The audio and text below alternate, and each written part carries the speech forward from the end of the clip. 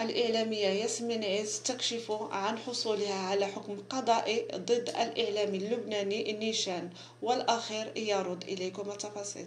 أعلنت الإعلامية المصرية ياسمين عز عن حصولها على حكم قضائي ضد الإعلامي اللبناني نيشان في القضية التي أقامتها ضده في شهر سبتمبر الماضي، واتهمته بسبها وقذفها والسخرية منها خلال منتدى إعلامي العربي في دبي العام الماضي، مؤكدة على صدور أمر من نيابة دبي بالقبض عليه تنفيذا للحكم.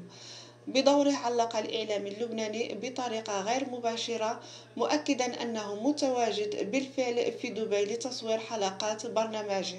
وقالت ياسمين عز خلال برنامجها كلام الناس الذي يعرض على قناة MBC مصر: فاكرين القضية التي رفعتها ضد نيشان في دبي؟ كسبتها وربحتها أول أمس، ولكن انتظرت وتأنيت حتى أقول الخبر على الهواء، لأني ثقيلة والثقل صنعة، ولساني لا يخونني، وأعرف متى أقول ومتى أسكت.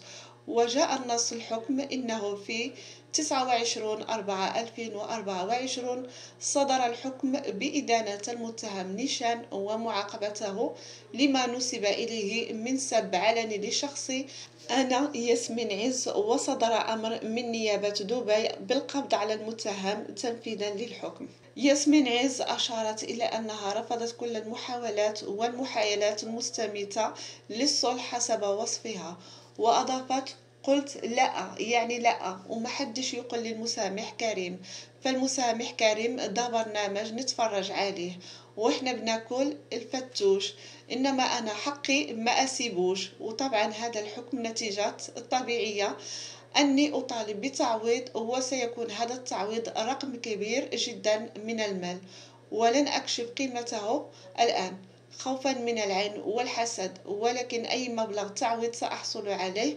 سأتبرع به لأوجه الخير.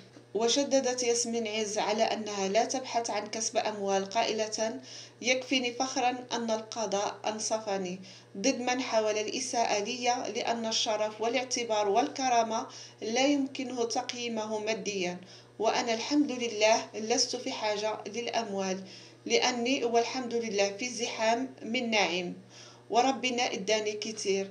أنا رفعت القضية حتى تكون عبرة لمن يعتبر ولمن لا يعتبر، أو تسول له نفسه المساس بكرامة وسمعة الغير.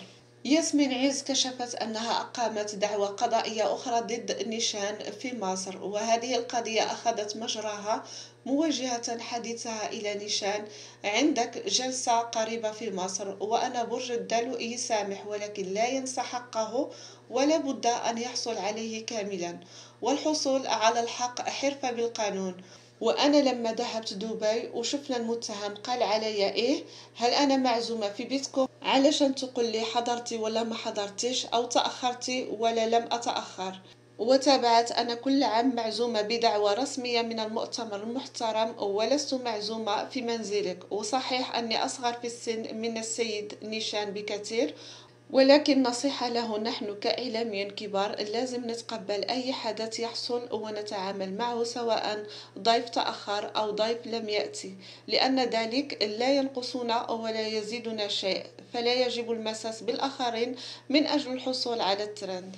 وجاء تعليق الإعلامي اللبناني نيشان بعد إعلان ياسمين عز عن حصوله على الحكم ضده وأمر نيابة دبي بحبسه، خلال المنشور على موقع التغريدات القصيرة إكس، حيث كتب: وصلت دبي الآن لتصوير حلقة تلفزيونية غدا، الطقس ممتع في دانا الدنيا، وذلك في إشارة منه للتأكيد على أنه لم يتم القبض عليه. وبانتظار رد صريح وعلني من الإعلام اللبناني نيشان يوضح فيه حقيقة إدانته من عدمها، وطبيعة الحكم، وما يترتب عليه من تبعات قانونية، وسعيا للتقصي الحقيقة.